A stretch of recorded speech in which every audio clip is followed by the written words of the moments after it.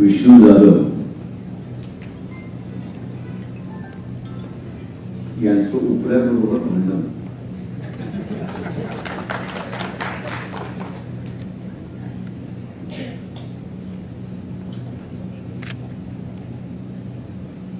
आणि त्या निमित्ताने त्यांनी असं कंट्रोल लिहिलेली असं लिहिली आहे, त्याच्याबद्दल मी त्यांचा असं अभिनंदन करतो.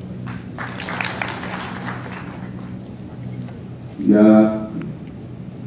पुस्तकाच्या संदर्भात जी भूमिका मांडण्यात आली प्राध्यापक डॉक्टर प्रल्हाद देवकरांची, किसन चव्हाण, प्राध्यापक कांबळे आणि इतर सगळी मंडळी, याच्या व्यतिरिक्त काय बोलावं असं मला वाटतं.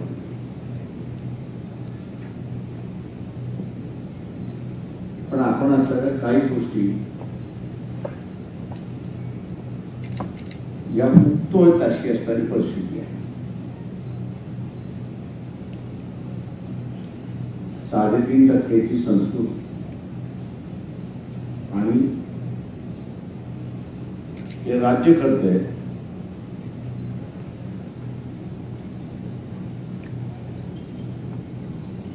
असं ज्यावेळेस आणि समाज व्यवस्थेतला असणारा माझा त्यावेळेस चाललेला अभ्यास होता. त्या नगरच्याच साहित्य संमेलनामध्ये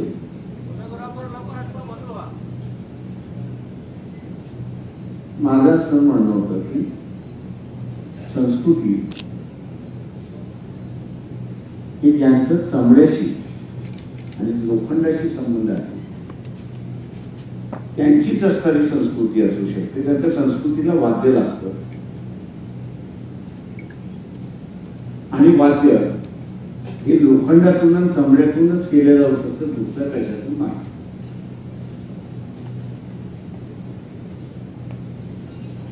फोर्ड फाउंडेशनच्या चक्रव्यूहामध्ये सगळे अडकले.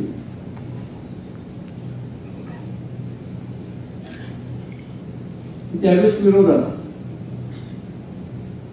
असं कोणी बोलतं का, पण मला जे वाटलं ते मी बोलतो.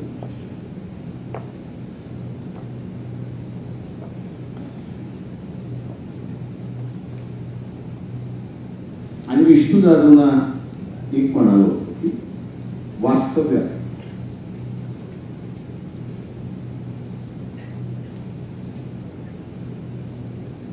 याच औरंगाबादचे प्राध्यापक राहतो की भटक्या निवडणुकांमध्ये काम करत होते. शरद पवारांचे असणारे फार मोठे भक्त होते. मी एवढे भक्त की त्यांनी शेवटी स्वतःला संपवून घेतला अशी असणारी परिस्थिती.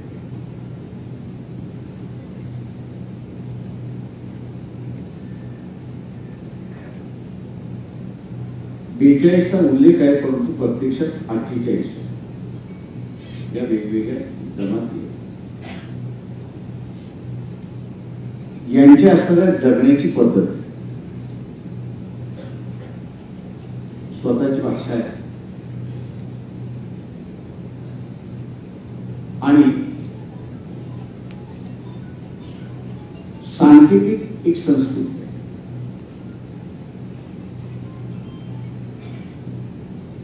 आधुनिक काळामध्ये ज्याला आपण डाईंग आर्ट असं म्हणतो, फेजिंग अवे आपण ज्याला म्हणतो,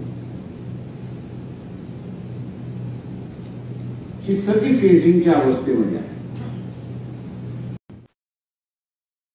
काही चोरीला वापरले जाते.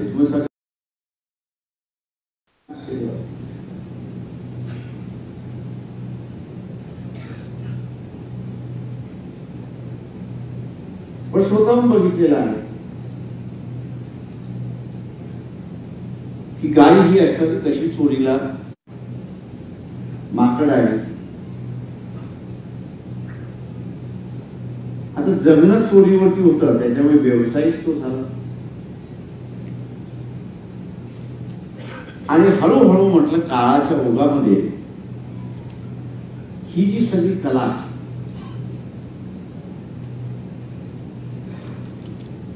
हे जे सायन्स त्यांनी डेव्हलप केलेलं आहे. काही जणांना अंधश्रद्धा वाटते, पण मला ती अंधश्रद्धा वाटत नसतात. आता ज्या समूहाने ती कला निर्माण केलेली आहे तो त्याच्यावरतीच प्रयोग करतोय की समोरच्यावरती प्रयोग करतोय? तो स्वतःवरती प्रयोग करत नाही, तर तो समोरच्यावरती प्रयोग करतो आणि जगण्याची साधन. त्याच्यामुळे त्याच्यापुरती ते जगण्याचं साधन आहे आणि दुसऱ्यासाठी भोंदू बनवण्याचं साधन. आता ही परंपरा चालत आलेली आहे आणि या चालत आलेल्या परंपरेमधून जमेल असं मला वाटत नाही. म्हणजे एक प्रस्ताव, या सगळ्यांची जी आर्ट आहे ना, आपल्या दोघांना म्हटलं तर माहित आहे की कोण कोण आता असताना याच्यातलं शिल्लक राहिले की या व्यवसायामधले आहे. आपण म्हटलं यांचं डॉक्युमेंटेशन करून यांचं असताना केलं.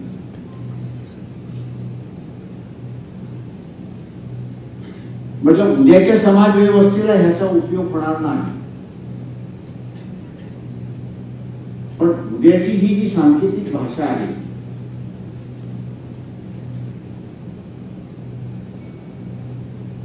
आता महाजन समाजाचा आपण असणारा बारुशी घेतली तर ही 105 शब्दांची भाषा आहे.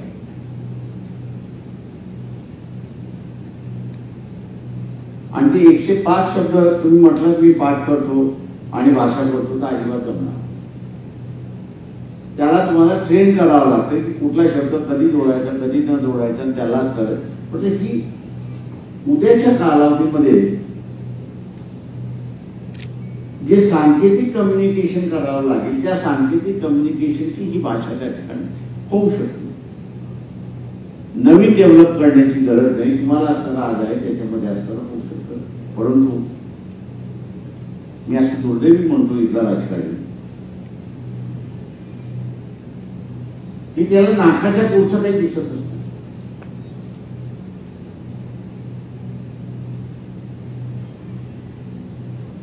आणि तो प्रोजेक्ट सँक्शन झालाच नाही, त्याला कधी कोणी एंटरटेन केलं नाही.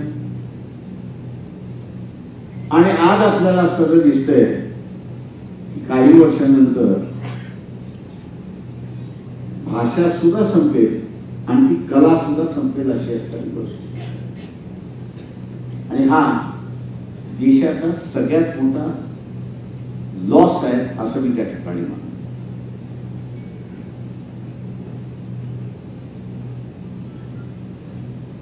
याच्यामध्ये सुद्धा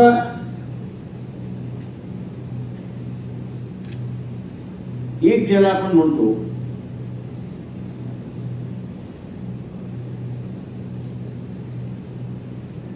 ही योजना आहे असं त्या ठिकाणी एक 10 वर्षांनंतर आपण असं घेतलं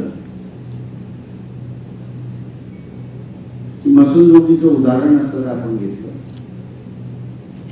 की हा मसनजोगी रात्री आखं स्मशान उभं करू शकतो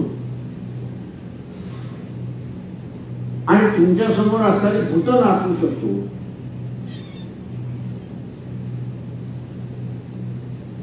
आता एक भूत नाचवणं म्हणजे काय, तर तिथे जे बसलेले आहेत त्यांना हिप्नोटाईज करणं. आणि तुम्ही हिप्नोटाईज एकदा असताना केलं की त्याच्या डोळ्यासमोर तुम्हाला जे दाखवायचे ते दाखवू शकता किंवा त्याच्याकडून जे काढून घ्यायचे ते तुम्ही काढून घेऊ शकता.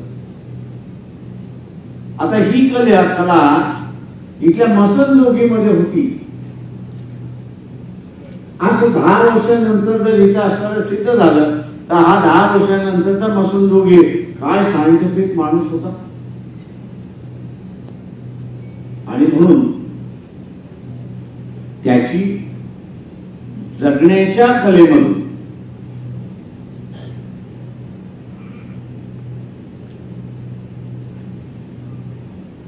ज्याला माहित असेल न माहित असेल मला माहित नाही, परंतु ज्यावेळेस हिप्नोटाईज नव्हतं त्यावेळेस तो लोकांना हिप्नोटाईज करतो. श्रेष्ठत्वाचं जे भांडण आपण असताना बघतोय,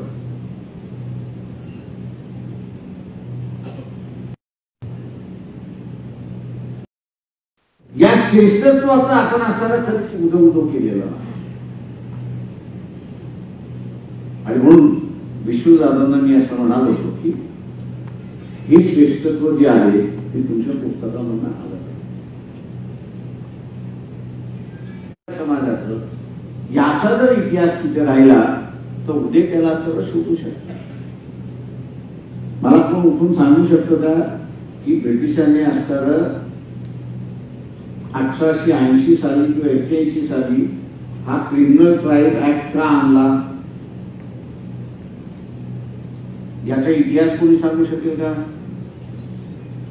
बरेच PhDचे विद्यार्थी माझ्याकडे येतात. मी बऱ्याच जणांना म्हटलं, 2 विषय म्हटलो की इतिहासाला तुम्ही जर लिहिले तर म्हटलं फार गाजू शकतो. एक म्हटलं की 14व्या 15व्या 16व्या शतकामध्ये आपण असणाऱ्या अस्पृश्यतेची चर्चा करतो. म्हटलं मी विदर्भात ज्यावेळेस जातो त्यावेळेस पुण्याची परिस्थिती दिसत नाही आणि पुण्याच्या परिस्थितीमध्ये हे गाडगान म्हणतं का आलं याचा इतिहास कोणीतरी संशोधन केलं पाहिजे, कोणीतरी त्याचं दिलं पाहिजे की काय त्याच्यातनं आलेलं आणि काय नाही. तसंच मी असं म्हणतोय की आम्हाला ब्रिटिशांनी गुन्हेगारी ठरवलं असं आपण म्हणतो आणि मोकळं होतो. पण हे गुन्हेगारी ठरवण्याच्या पाठीमागचं काय कारण?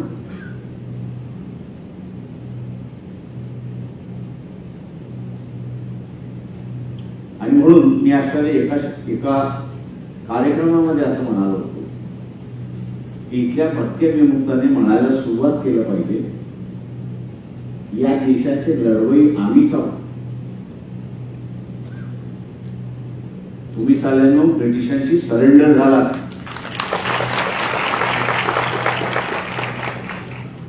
आम्ही सरेंडर झालो नाही.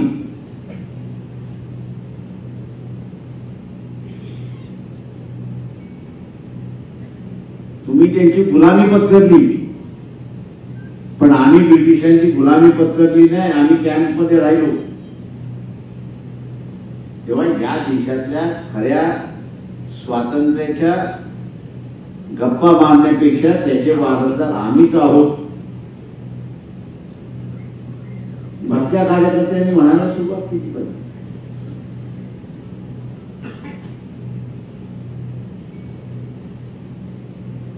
आम्ही आमचाच इतिहास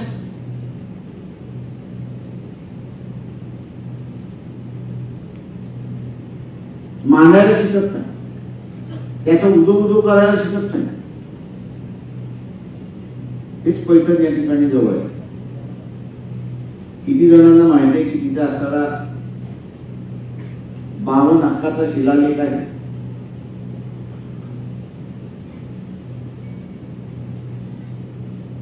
आज त्या 52 हक्काच्या शिलालेखाचा असणारा अनालिसिस नव्या आणि आताच्या आधुनिक पद्धतीने जर आपण असणारा केला किंवा आताच्या असणारा कालावधीमध्ये घडला तर इथला असणारा ज्याला आपण अस्पृश्य मानलेला आहे किंवा जो स्वतःला असणारा अस्पृश्य समजतोय तो जुन्या काळामधला नायक होता, जनक होता आणि त्याच्याशिवाय अख्खं गाव हलत नव्हतं अशी असणारी परिस्थिती. हा इतिहास आहे. पण कोणीतरी म्हटलं ते तुच्छ आहे, आम्ही म्हटलं तुच्छ आहे आणि सोडून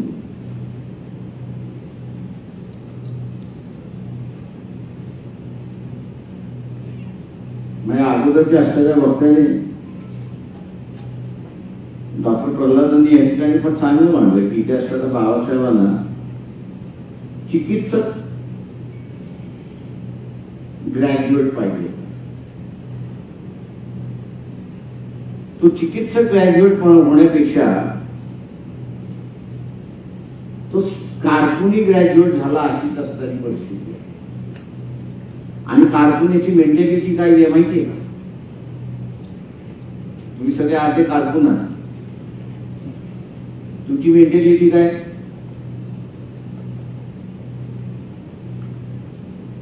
बॉस आला तर खुर्चीतून उठायचे. बॉस मी काय म्हटलं तर यस सर. आता ह्या यस सर सामाजिक जीवनामध्ये आला तो यस सरच करत बसेल ना. तो थोडी नव्याने काहीतरी मांडणार आहे. नव्याने कोण मांडू शकतो की जो चिकित्सा करतो तो नव्याने मांडू शकतो. तो बंडखोरी करतो तो नव्याने मांडू शकतो काय. आणि म्हणून म्हटलं असं सगळ्या भक्तीविरुद्ध कार्यकर्त्यांना आग्रह धरतोय. तुम्ही असं म्हणा की 1857च्या कायद्यावरती का आजपर्यंत एक पुस्तक लिहिलं गेलं. याचं कारण की तुम्ही गुलाम झालात, आम्ही गुलाम झालो.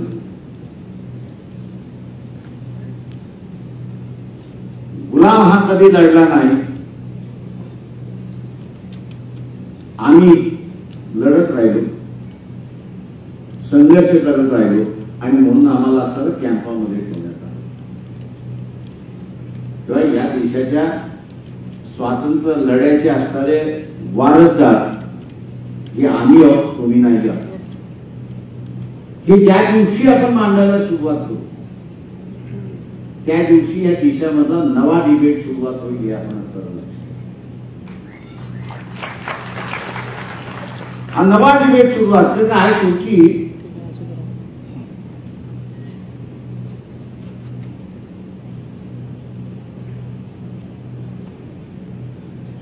काय घडलं काय घडलं नाही मी तसंच वाद्याचं म्हणतो. इथले किती प्रकारचे वाद्य आहेत मला सरळ सांगा की जे वाजवलेलं.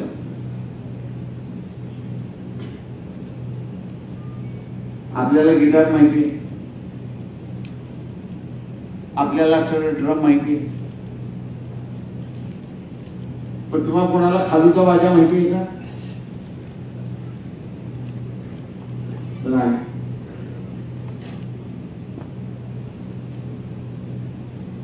राज कपूर आला की आपल्याला असलेला पियानो दिसतो छातीवरती बांधलेला आणि वाजलेला. हा म्हणतो आपण वा वा वा वा वा.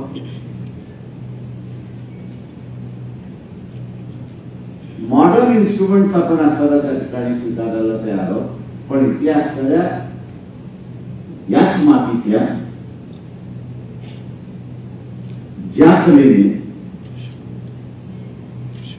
अनेक वर्ष लोकांचं असताना प्रबोधन करत राहिले, बंडाचं एक निशाण झालं, कर्मणीचं असताना एक झालं, त्याचं आपण नाही. याचं सर्व कार्यकर्त्यांना म्हणतोय की प्रत्येक जिल्ह्यामध्ये ज्या वेगवेगळ्या समूहांचं वाद्य आहे, त्यांची कला आहे, त्याचं दरवर्षी एक संमेलन झालं.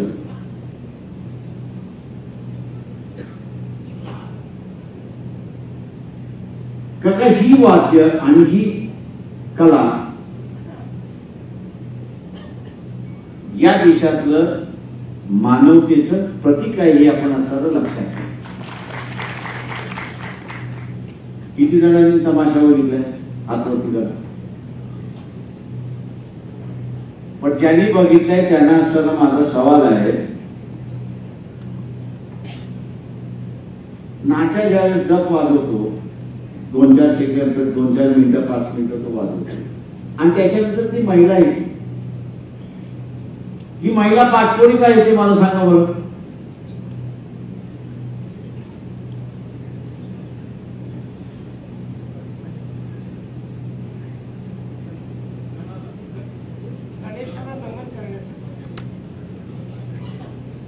तिथे कुठं गणेशाची मूर्ती असते ना, आज बघितली आहे का कधी? तिचं हे कधी असतं तर गण ते गणेशाला नमन करणार आहे का? आहे का? तिचं गण तरी आहे का? कुठला आहे मग? कोणी गायलेला मला सांगा.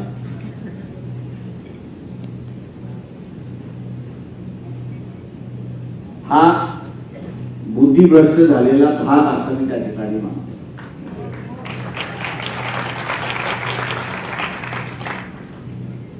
दोष त्यांचा नाही, दोष आमचा.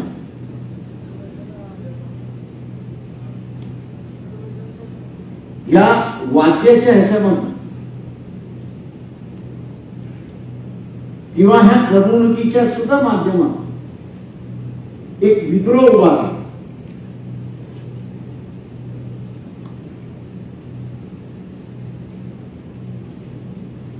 त्या विद्रोहाचं फार चांगलं जर बघायचं असेल, जुन्या काळातला असणारा एक माकन समाजाचा आणि एक महार समाजाचा, या दोघांना डफ वाजवायला सांगितले तर तुमच्या आयुष्यामध्ये ज्या शिव्या ऐकल्या नसतील ते दोघं तुम्हाला असणाऱ्या त्या डफातून वाजून दाखवतात.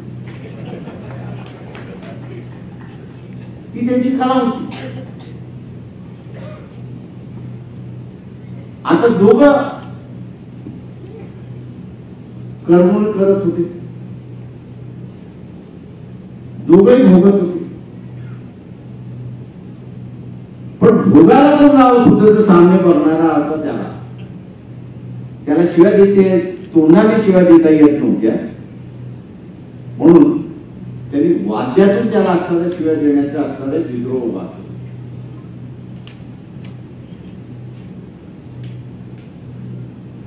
आणि हा विद्रोह हा नंतर त्या महिलेच्या ह्याच्यातून सुद्धा, तमाशाच्या ह्याच्यातून सुद्धा आलं की कुठलीही तिथली असावी बाई ही सामोरे कधी येत नव्हती, तर ती पाठीमागेच येत होती. आणि त्या काळातल्या ह्याच्यामधला इतिहास आपण बघितला, कल्चर आपण असताना बघितलं, तर पाठमोडी बाई येणं हे अशुभ मानल्या जात होतं.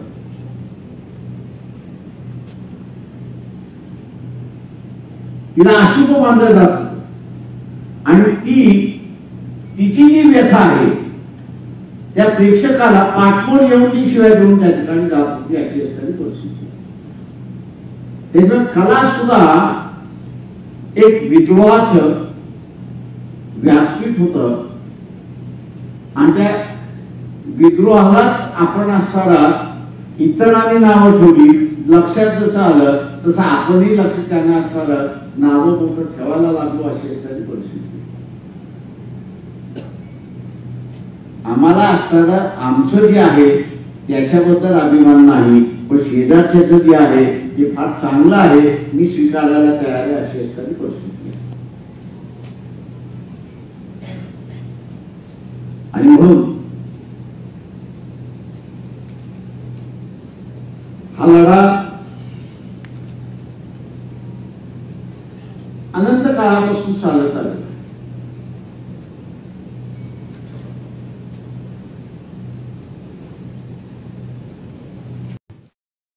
पंढरपूरला मागच्या 10 दिवसात साने गुरुजीने पंढरपूरचं असणारं मंदिर सर्वांसाठी खुलं करावं म्हणून उपोषणाला बसले होते. 75वा वर्ष होतं. राष्ट्र सेवा दलाने एक कार्यक्रम ठेवला. कैकाडी महाराजांनी सांगितले की आजही माझ्यावरती अन्याय,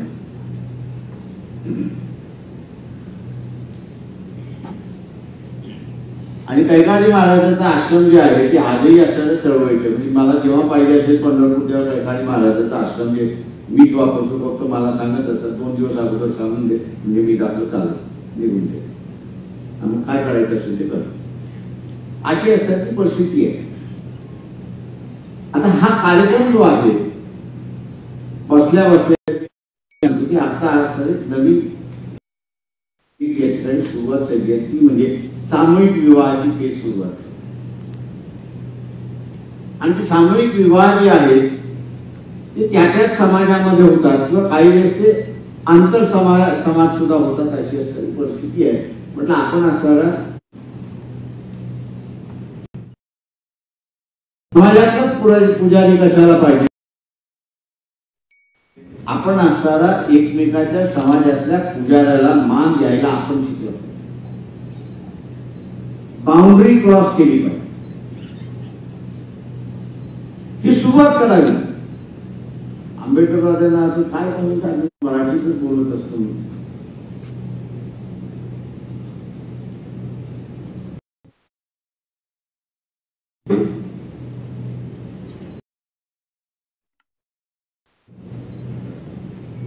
याचं सगळ्यात मोठं कारण की आंबेडकरवाद्यांनी बाबासाहेब असेल, महात्मा फुले असेल, काय केलं हे त्यांनी वाचलं.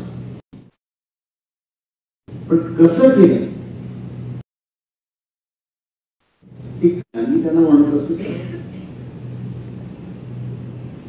महात्मा फुले असतील, बाबासाहेब असतील, शाहू महाराज असेल,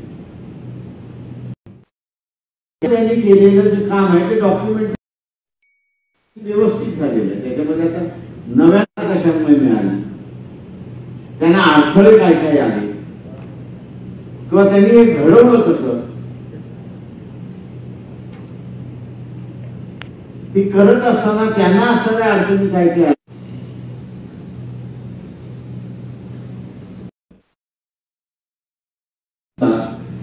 आणि वैदिक चालत आलेला आहे. आज त्याला मुलायमा असं झालंय की हिंदू हा शब्द त्या ठिकाणी मुलायमा झालेला आहे आणि म्हणून हा वाद संपलाय असंच सांगितलं जाते. आणि त्या सांगण्याच्या ह्याच्यामध्ये पुन्हा वैदिकिझम आला जातो अशी असणारी परिस्थिती आहे. सभेमध्ये घोषणा द्यायला त्यांनी सुरुवात केली आहे आणि सनातन हिंदू धर्माचा विजय असं वाटतं म्हणायला सुरुवात. हिंदू धर्माचा विजय असो असं म्हटलं असतं तर कुणाला अडचण. आता वैदिक धर्म हा शब्द वापरता येत नाही म्हणून सनातन हा शब्द वापरला जातो. आणि म्हणून त्यांनी दिशा दाखवली. ते कुठल्या मार्गाने जाणार हा त्यांची दिशा त्यांनी दाखवून दिली. तुम्हाला कुठच्या मार्गाने जायचं हे ठरवा.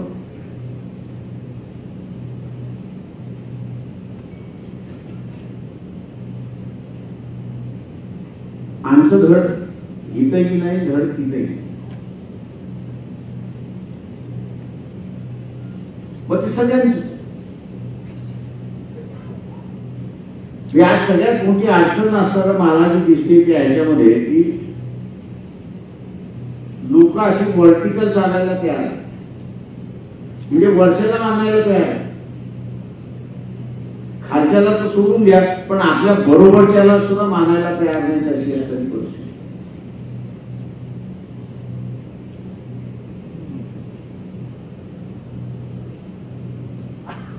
बरोबर जे आहे त्यांना आम्ही असताना मानायला तयार नाही आणि त्या बरोबर न मानण्याच्या ह्याच्यामध्ये अनेक नुकसान होते अशी असणारी परिस्थिती आहे. आणि त्या सगळ्या ह्याच्यामध्ये बाहेर पडायचं असेल कुठलाही लढा मी असताना मानतो की सिम्बॉलिक असतो. कोणी हे सांगू शकेल का की सामाजिक समतेचं डेफिनेशन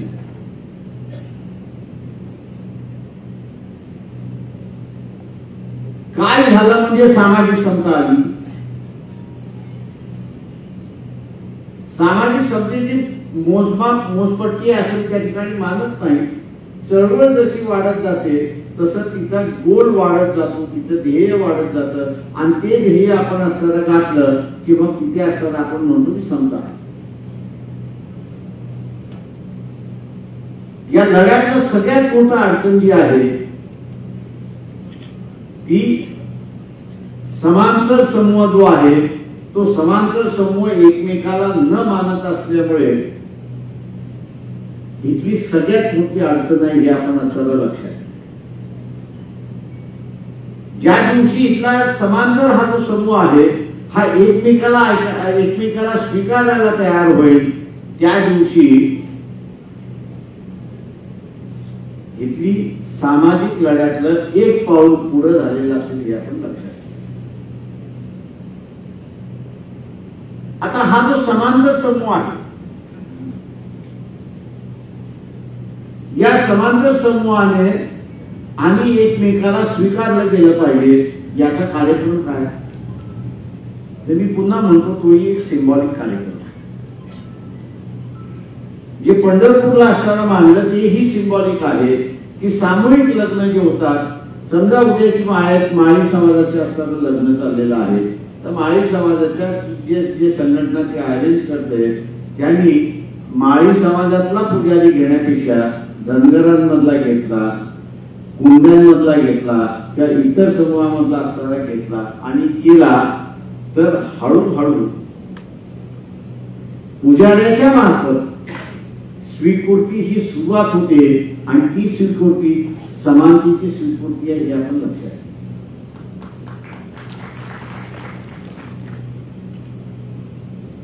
काही अतिरेकी आंबेडकरवादी, मी त्यांना अतिरेकीच म्हणतो,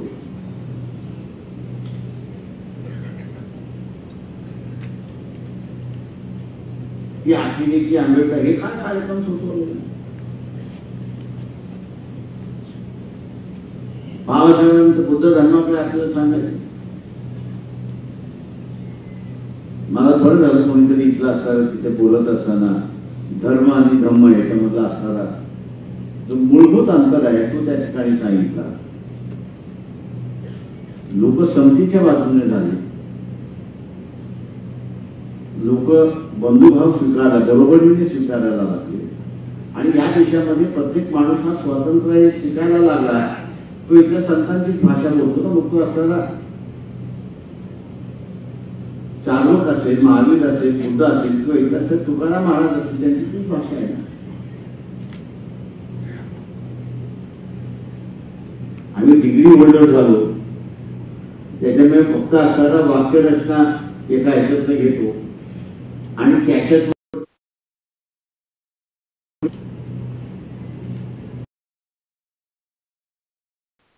प्रेमय ज्याला म्हणतो त्याला लिहायला बसतो अशी असणारी परिस्थिती आहे. पण सगळ्यात महत्वाचं जे आहे ते म्हणजे माझ्या जगण्याची तत्व काय, याला इंग्रजीमध्ये. मग मला अनेक गोष्टींचा उलगडा व्हायला सुरुवात होतो आणि माझ्यातला गोंधळ संपतो अशी असणारी परिस्थिती. 2 दिवसापूर्वी आनंद कळंदीकर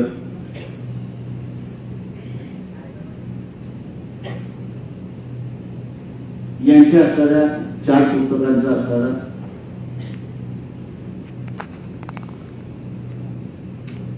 उद्घाटन असं म्हणता येणार नाही, कारण त्यांनी असं म्हटलं होतं स्त्रिय सोळावा म्हणून आपण असं त्या ठिकाणी साजरा करतो. 10 माणूस कट्टरपंथी मार्क्सिस्ट, कट्टरपंथी मार्क्सिस्ट मध्ये काही वर्ष रमला.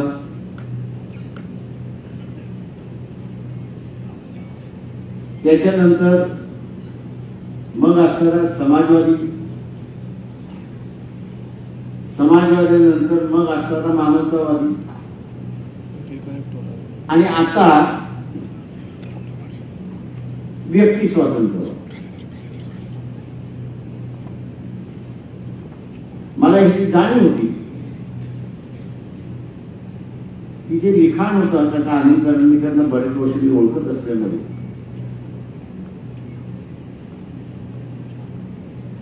त्यांच्या लिखाणामधला तो जो बदल आहे तो दिसत तो आणि तो दिसायला लागला की लोक म्हणतील हा माणूस कॉन्ट्रडिक्ट करतोय स्वतःला, म्हणजे स्वतःलाच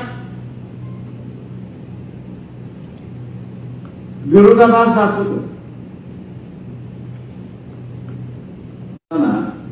तो कुठल्या स्कूल ऑफ थॉटचा होता तो त्या प्रश्नाकडे तो कसा बघतोय. तो समाजवादी असताना त्या प्रश्नाकडे कशा रीतीने बघतोय, तो मानवतावादी असताना तो त्या प्रश्नाकडे कशा रीतीने बघतोय आणि व्यक्ती स्वातंत्र्याच्या याच्यामध्ये असताना तो कसा बघतोय ही बघणे. माझा सांगण्याचा मुद्दा हा की आपण ऍबस्ट्रॅक्ट जगतो.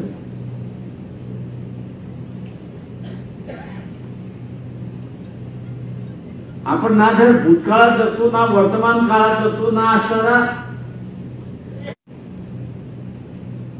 आपल्याकडे कुठचा काळच नव्हतो ज्याला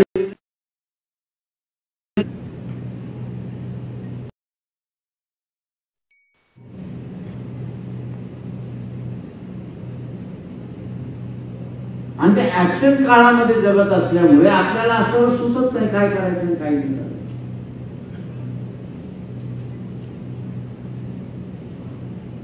त्या निश्चित केलेल्या गोष्टीप्रमाणे चाललं पाहिजे असं नाही, पण त्या निश्चय केलेल्या गोष्टीवरती आपल्याला असणारा क्लॅरिटी दिसते. उद्या त्याच्यामध्ये जायचं न जायचं हा ती परिस्थिती ठरवतो.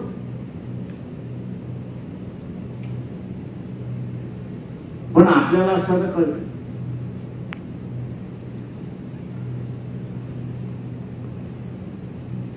मी इथे असं कोणीही पाहिलंय का की राष्ट्र RSS वाले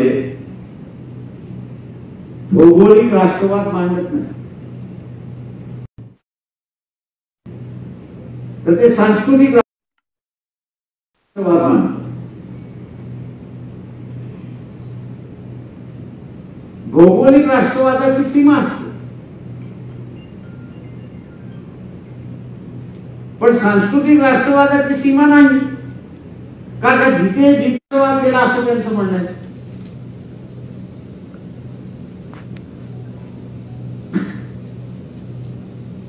इथला जर डिबेट त्याच्यावरती झाला असता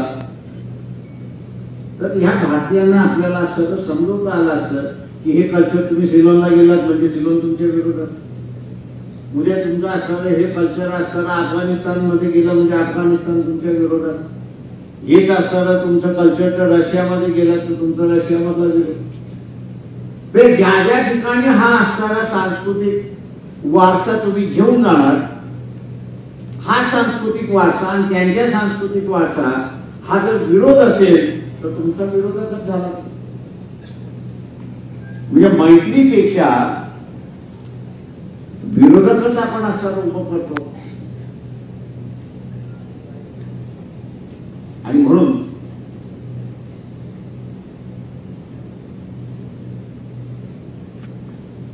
एका गोष्टीची असणारी गरज आहे की या देशातला असणारा माणूस आणि समूह कशा पद्धतीने जगला, कशा पद्धतीने जगत आहे त्याचा असणारं एक पुस्तकी रूपाने येणं गरजेचं आहे. आणि त्या सगळ्या गोष्टी ज्या आहेत त्या आपल्याला मग संकलन करून इथं नेमकं काय करायचं काय नाही करायचं याचा असणारा आपल्याला आराखडा त्याच्यामधला मांडता येतो.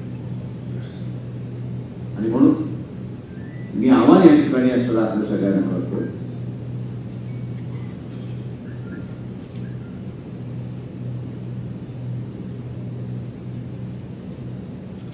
नांदेड मधला सुद्धा एक शिंपी समाजाचा असणारा लेखक मी नाव विसरलो होतो,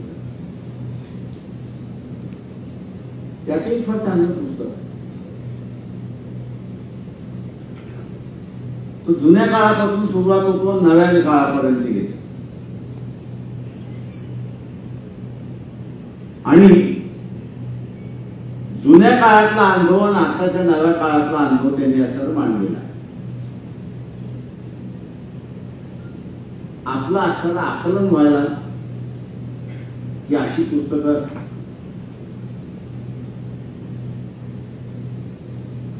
मदत करतात, समजून घ्यायला आपल्याला असणारं मदत होते.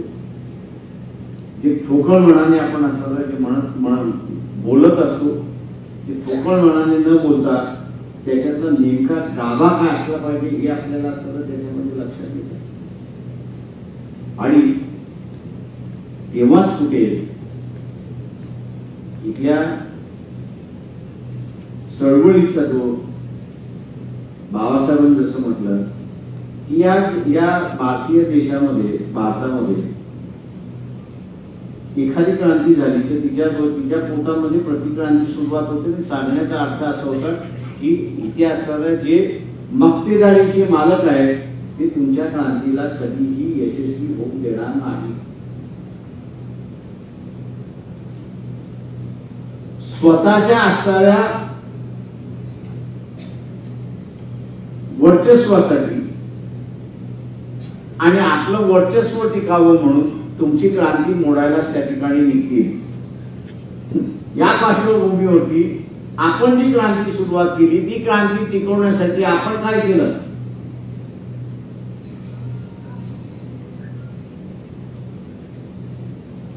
तर मी एका ठिकाणी असं म्हणालो की आम्ही एवढं केलं की आमचं सामूहिक आयुष्य आम्ही सोडून दिलं आणि आम्ही कौटुंबिक आयुष्य जगायला लागलो.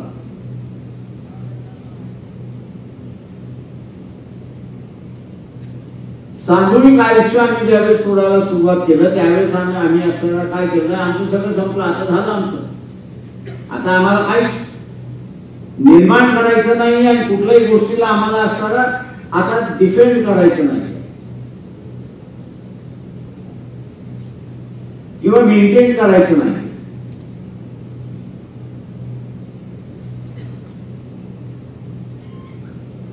म्हणजे सगळ्यात मोठं आश्चर्य मला असं वाटतं की जिल्हा परिषदेच्या शाळेतून अनुदानित त्यावेळेच्या ज्या असणाऱ्या प्रायव्हेट शाळा होत्या त्यांच्यातून शिकलेला जो बाहेर पडला, स्वतःच्या पोराला टाकत असताना तो म्हटला नाही प्रायव्हेट शाळेमध्ये तो गेला पाहिजे. माझ्याकडे एक जण आला होता की सर मला असं माझ्या मुलाला प्रायव्हेट शाळेमध्ये घालायचं, म्हटलं देतो ना ऍडमिशन मधून, पण पहिल्यांदा एक काम कर, तू म्हटलं नोकरीला राहाय आरक्षणावरती लागलाय, पहिल्यांदा राजीनामा दे. मला म्हटलं कसं काय, मग मी शाळेत फी कशी भरणार. म्हटलं का काय झालं तुझं, म्हटलं हुशार आहे, कोणाला म्हटलं प्रायव्हेट शाळा याच्यामध्ये घालायचं म्हटलं म्हणजे तू हुशार आहे. एक कुठला तरी गरीब म्हटलं तर जो आरक्षणाचा फॉर आहे म्हटलं तो लागेल, तू आपलं प्रायव्हेट सेक्टर मध्ये लागून घे आणि तुझा असं मोकळं होईल. आता म्हणलं मला प्रायव्हेट मध्ये कोण घेणार.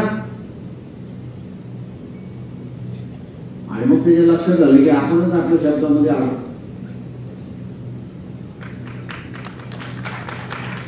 टाळ्या वाजू नका, तुम्ही सगळेजण त्याच कॅटेगरीमध्ये आहे.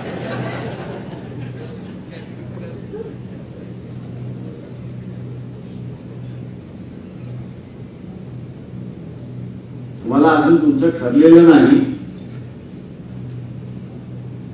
की आम्हाला असणारा खाजगी सेक्टर पाहिजे, गेटला असणारा पब्लिक सेक्टर पाहिजे, हेच आमचं ठरलेलं नाही.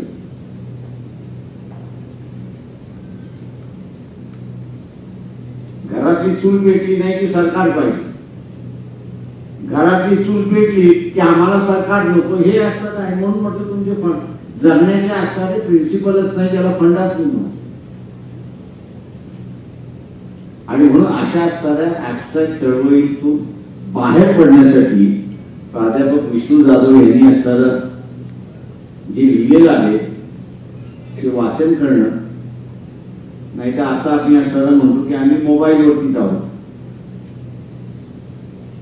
मोबाईल हे चांगलं आहे, नाही असं मी म्हणत नाही. मोबाईल तुम्हाला इन्फॉर्मेशन देते, म्हणजे माहिती देते, पण मोबाईल हे तुम्हाला चिकित्सा देते.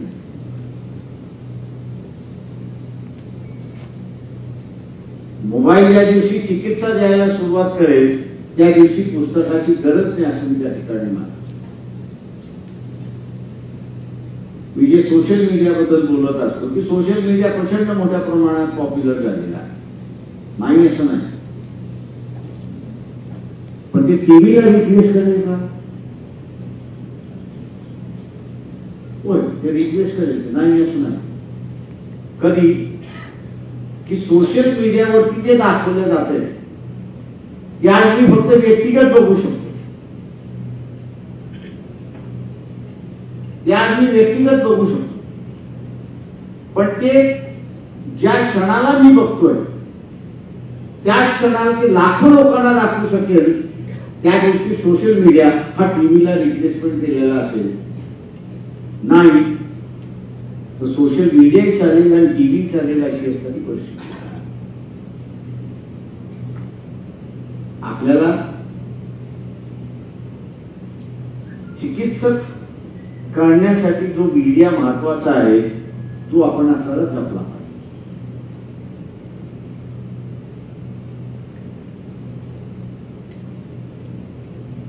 माझ्याकडे आजच सोशल मीडियावरती लुटारूंची यादी आहे.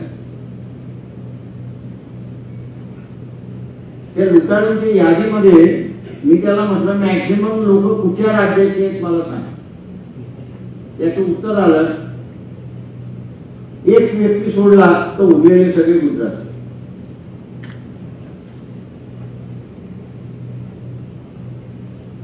त्याला दुसरा प्रश्न मी असं विचारला, अरे ह्याने लूट किती केलेली आहे, तर तो म्हणला जरासं संशोधन करावं.